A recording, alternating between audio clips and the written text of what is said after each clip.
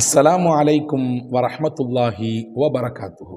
அன்புக்குரிய இஸ்லாமிய சொந்தங்களே, அருமை உறவுகளே, உங்களுக்கு ஒன்று சொல்லட்டுமா என்கின்ற இந்த ரமதானின் சிறப்பு தொடரில் மீண்டும் உங்களை சந்திப்பதில் மகிழ்ச்சி அடைகிறேன்.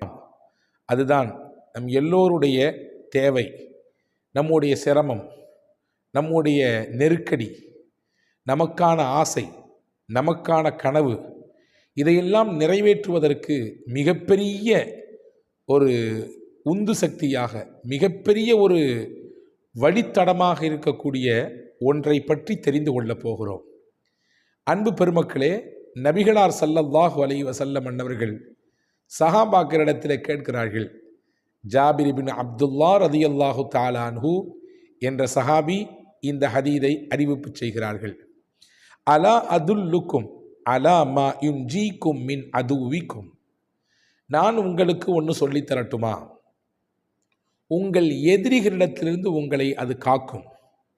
உங்கள் எதிரிகளின் உச்சபட்சமான வரம்பு மீறுதலிலிருந்து உங்களை அது காக்கும்.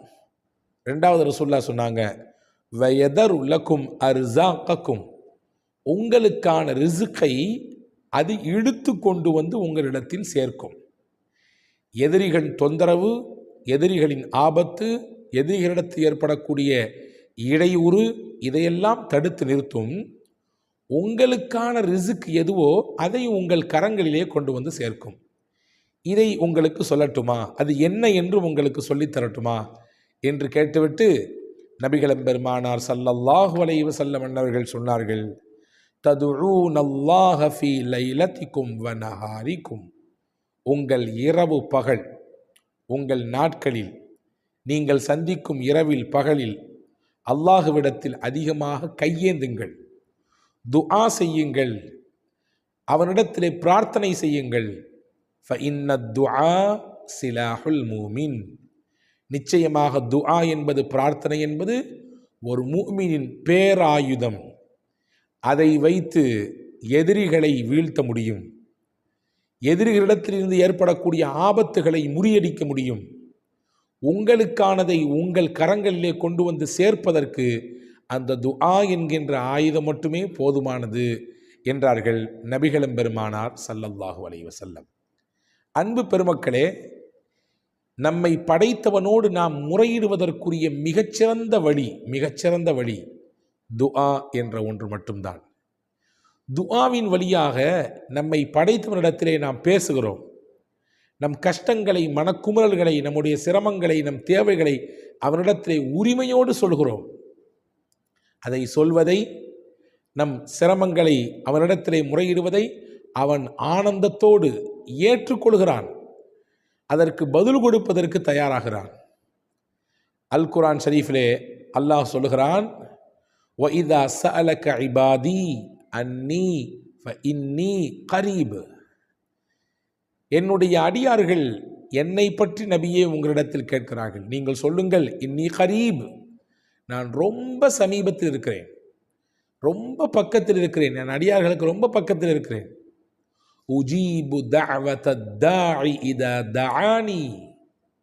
நான் பதில் கொடுக்க தயார் நிலையில் இருக்கிறேன். என்னை அவன் பிரார்த்தனையின் வழியாக அழைத்தால், என்னை அவன் பிரார்த்தனையின் வழியாக கூப்பிட்டால், அவனுடைய கூக்குரலுக்கு, அவனுடைய அழைப்புக்கு நான் பதில் கொடுக்க ரெடியாக இருக்கிறேன் என்று அல்லாஹ் சொல்வதாக அல் குர்ஆன் நமக்கு நிரூபித்து கொண்டிருக்கிறது. அன்பு பெருமக்களே, இன்று நம்மிலே துஆ என்பது ஏதாவது கஷ்ட நேரத்தில் கேட்குற ஒன்று அப்படின்னு மாதிரி ஆகிப்போச்சு.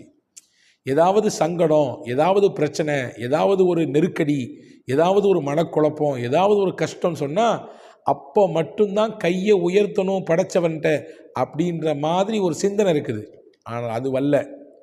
துஆ என்பதுதான் நமக்கு முன்னால் வாழ்ந்த நல்லோர்கள், நபிமார்கள் தங்களுடைய காரியங்களை சாதித்து கொள்வதற்காக வேண்டி வைத்த முதல் பெருவழி என்பதை நாம் இங்கே கவனத்தில் கொள்ள வேண்டும். நபிகள் பெருமானார் ஸல்லல்லாஹு அலைஹி வஸல்லம் அன்னவர்கள் இஸ்லாத்தினுடைய முதல் யுத்தம் பத்ருக்களம். ரொம்பவும் சொற்பமான நபர்கள் முஸ்லிம்களில், எதிரிகளில் முஸ்லிம்களை விட 3 மடங்கு அதிகமான எண்ணிக்கை, ஆயுதங்களிலும் பலத்தோடு வந்திருக்கிறார்கள். எண்ணிக்கையிலும் பலத்தோடு வந்திருக்கிறார்கள். பல்வேறு விதமான போரினுடைய மொத்த பின்னணியோடும் வந்து நிற்கிறார்கள்.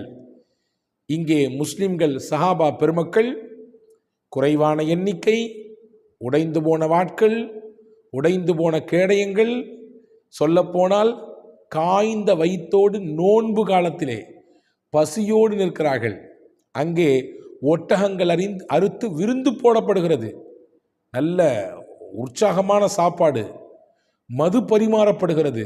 எதிரணியிலே நபிகளும் பெருமானார் ஸல்லல்லாஹு அலைஹி வஸல்லம் இந்த சின்ன கூட்டம்தான் இஸ்லாத்தின் அஸ்திவாரம். இறைவா, இவர்களை நீ காக்க வேண்டும், உன் பேருதவியை இறக்க வேண்டும் என்று அல்லாஹுவிடத்தில் எதன் மூலம் முன்வைத்தார்கள் என்றால் துஆ என்கின்ற பிரார்த்தனை என்கின்ற மகத்தான ஆயுதத்தின் மூலம்தான்.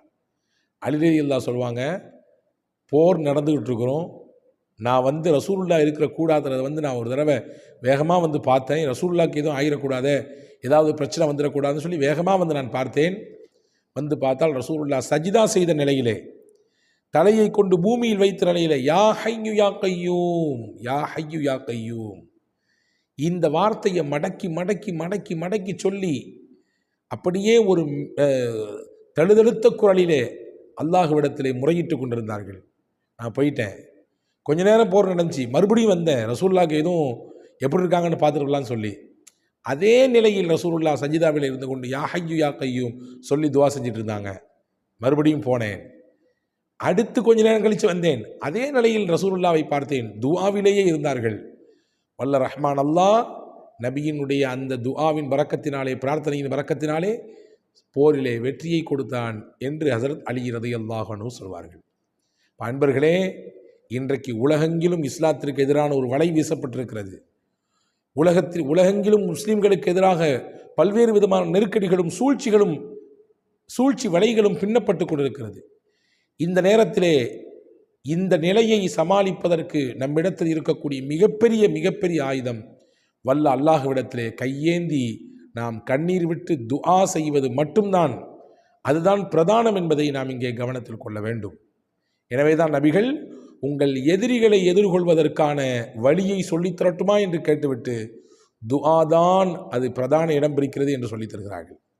அதே போன்று உங்களுக்கான ரிசுக்கை கொண்டு வந்து சேர்ப்பதும் துஆதான். உங்களுக்கான ரிசுக்கை உங்களிடத்திலே கொண்டு வந்து சேர்ப்பதும் நீங்கள் கேட்கக்கூடிய துஆதான். எனவே கேளுங்கள் அதிகமாக அல்லாஹ்விடத்திலே என்று வல்ல ரஹ்மான் அல்லாஹ் அல் குர்ஆனிலும் சொல்லுகிறான். அதே போன்று அருமை நாயகம் ஸல்லல்லாஹு அலைஹி வஸல்லம் சொல்லித் தருகிறார்கள். நம்ம எல்லாருமே நினச்சி வச்சுருக்கோம் கஷ்ட காலத்தில் மட்டும்தான் கேட்கணும்னு சொல்லி. அப்படி இல்லை, எல்லாத்துக்கும் கஷ்ட காலம், நெருக்கடி காலம் வரும். அந்த நெருக்கடி கஷ்டத்தில் கண்டிப்பாக நம்ம கேட்க தான் செய்வோம். நெருக்கடி காலத்தில் நமக்கு இறைவனின் பேருதவி கிடைக்க வேண்டும் என்று உங்களில் யார் யாரெல்லாம் விருப்பப்படுகிறீர்களோ நாம் எல்லாரும் செய்ய வேண்டிய விஷயம் என்னவென்றால், நம்ம சந்தோஷமாக இருக்கும்போது அல்லாஹ்ட்ட நிறைய கேட்டணும், மகிழ்ச்சியாக இருக்கும்பொழுது நல்லா இருக்கும்போது நிறைய கேட்டணும். நமக்கு ஒரு சிரமம் வரும் நேரத்திலே, நமக்கு ஒரு கஷ்டம் வரும் நேரத்திலே, நமக்கு ஒரு நோய் வரும் சமயத்திலே நாம் நன்றாக இருக்கிற பொழுது கேட்ட அந்த துஆ, அதனுடைய பரக்கத்தை, அதனுடைய பதிலை வல்ல ரஹ்மான் அல்லாஹ் நம்முடைய நெருக்கடி காலத்திலே காட்டுவான். நம்ம கேட்காமையே கொடுப்பான். இப்னு அப்பாஸ் ரலியல்லாஹு அன்ஹு வயதில் சிறியவர், ஆனால் விவரமானவர் மட்டுமல்ல, நபிகள் பெருமானார் ஸல்லல்லாஹு அலைஹி வஸல்லமின் பிரத்யேகமான துஆவிற்கு சொந்தக்காரர். அந்த இப்னு அப்பாஸுக்கு ரசூல் ஸல்லல்லாஹு அலைஹி வஸல்லம் சொல்லி கொடுத்தாங்க ரலியல்லாஹு அன்ஹு, வ இதா சஅல்த ஃபஸ்அலில்லா, என்ன நீ கேட்க வேண்டும் என நினைத்தாலும் அல்லாஹ்விடத்தில் கேள் மகனே என்று சொல்லி கொடுத்தார்கள். அல்லாஹ்விடத்தில் கேள். அல்லாஹ்விடத்தில் கேட்டு பழகிவிட்டால் அடுத்தவரிடத்திலே கேட்கவே மாட்டார். யார் அல்லாஹ்விடத்தில் கேட்டு பழகவில்லையோ அவர் எந்த கஷ்டம் வந்தாலும் எந்த சிரமம் வந்தாலும் அடுத்தவரிடத்திலே போய் நிற்பார். அல்லாஹ் நிற்க வைத்து விடுவான். எப்பொழுது அல்லாஹ்விடத்தில் கேட்டு கேட்டு பழகிவிட்டாரோ அவருக்கு எந்த சிரமம் வந்தாலும் எந்த நெருக்கடி வந்தாலும் அடுத்தவரின் வீட்டு வாசலுக்கு போக மாட்டார். அடுத்தவரிடத்தில் கேட்காமல், அடுத்தவரை எதிர்பார்க்காமல் வாழுகிற வாழ்க்கைதான் அது சுயமரியாதை மிக்க வாழ்க்கை. அதுதான் கௌரவமான வாழ்க்கை, கண்ணியமான வாழ்க்கை. அது எப்பொழுது ஒரு மனிதருக்கு கிடைக்கும் என்றால், யார் அல்லாஹ்விடத்தில் அதிகப்படியாக கேட்பாரோ அவருக்கு கிடைக்கும். எனவே தான் ரசூலுல்லாஹ் சொன்னாங்க, எது கேட்கனாலும் அல்லாஹ்ட்ட கேளு மகனே. தஅர்ரிஃபில் ரஹா யாரிஃபுக ஃபிஷ்ஷித்தா, நீ நல்லா இருக்கும்போது அல்லாஹ்ட்ட நிறைய கேட்டுரு, நீ கஷ்டப்படும் பொழுது அவனே கொண்டு வந்து உங்களுக்கு உதவி செய்வான். அவனே அவனுடைய பேருபகாரத்தை உனக்கு செய்வான் என்று எம்பெருமானார் ஸல்லல்லாஹு அலைஹி வஸல்லம் அவர்கள் சொன்னார்கள். எனவே அன்பு பெருமக்களே, துஆ என்ற ஆயுதத்தை நாம் கையில் எடுப்போம். எந்த ஒரு தேவையானாலும் ரப்பிடத்தில் முறையிட்டு விட்டு அடுத்து அதற்கான காரியத்தை செய்வோம். செருப்பின் வாறு அந்து விட்டாலும் அல்லாவிடத்திலே சொல்லுங்கள் என்றார்கள் பெருமானார் ஸல்லல்லாஹு அலைஹி வஸல்லம். அல்லாவிடத்தில் சொல்லிவிட்டு நீங்கள் அதற்கான வேலையை செய்யுங்கள் என்றால் என்ன அர்த்தம்? செருப்பு அங்கே அந்து போச்சலாமா அல்லாட்ட சொல்ல முடியும்? அல்லாஹ் வந்து தச்சு தர போகிறான்னு கேட்காதீங்க. நீங்கள் அல்லாவிடத்தில் சொல்லிவிட்டு போனால் அதற்கான ஏற்பாட்டை அவன் செய்து கொடுப்பான். அப்படின்னா என்ன அர்த்தம்? நீங்கள் செருப்பை தைப்பதற்கு போனீர்கள், அங்கே தைக்கக்கூடியவன் இல்லாமல் இருக்கலாம், அல்லது தைத்து முடித்துவிட்டு அதனுடைய கூலியை விட அதிகப்படியாக வாங்கிவிடலாம், அல்லது வேறு ஏதாவது இடைஞ்சல்கள் ஏற்பட்டு விடலாம்.